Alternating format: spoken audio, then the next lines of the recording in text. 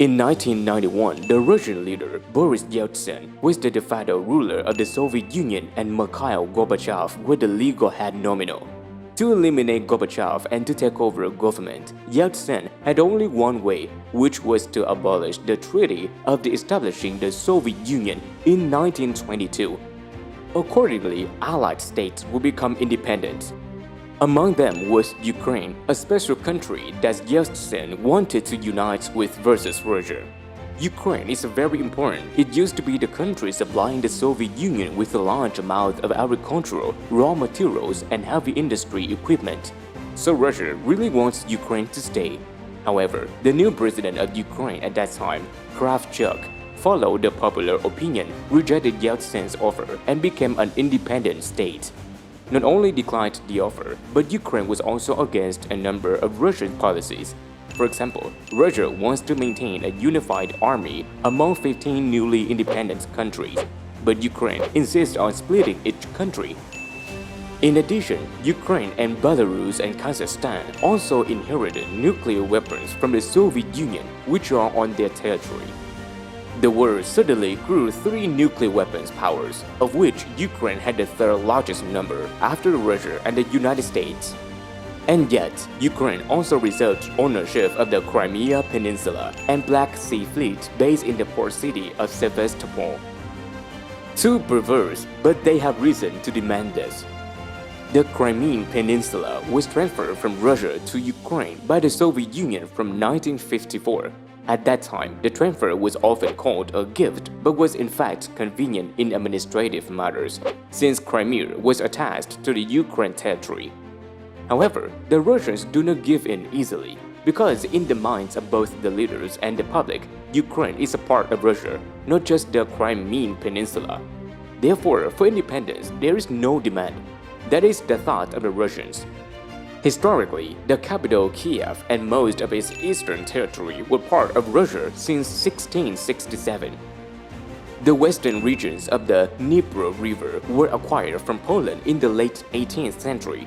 That is the reason why Ukraine is considered part of Russia. The Ukrainians also have a national identity, despite the years of Russian rule and effort to dismantle them. Back to the issue of the Crimean Peninsula and the Black Sea Fleet, Russia and Ukraine argue for ownership years after the dissolution of the Soviet Union. The reason Russia does not slap the youngest brother on his face is because it possesses a lot of nuclear weapons. It is a potential threat not only to Russia but also to the United States that the United States is afraid that Ukraine will not control them. So, the two big men shook hands to force Ukraine to hand over nuclear weapons to Russia. With no other option, Ukraine was forced to submit it in 1995.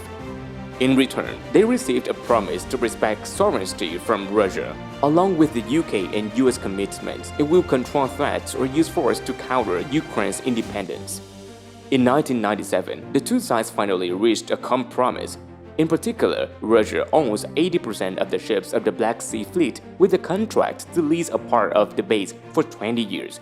The agreement also obliged Russia to respect Ukraine's sovereignty, including the Crimean Peninsula, and not interfere in Ukraine's internal affairs. Everything is fine. Years after, Ukraine's insider began to split. The opposition wants to play with the European and be in alliance with Western. The other side is the government want to be Russia's friend. In 2013, the opposition incited people to take the streets to protest because the government delayed signing a free trade and cooperation agreement with the EU. At the same time, they carried out a revolution to overthrow the pro-Russian president, Viktor Yanukovych. Too bitter because of the loss of allies, Russia has brought troops to occupy the Crimean Peninsula. The peninsula is very important to Russia because the Black Sea Fleet is operating there. They have a duty to protect seaports and preserve Russian interests in the Black Sea. If not, it will be disputed with the new pro-Western Ukrainian government. This is called precaution, even if it violates international law and infringes the sovereignty of Ukraine.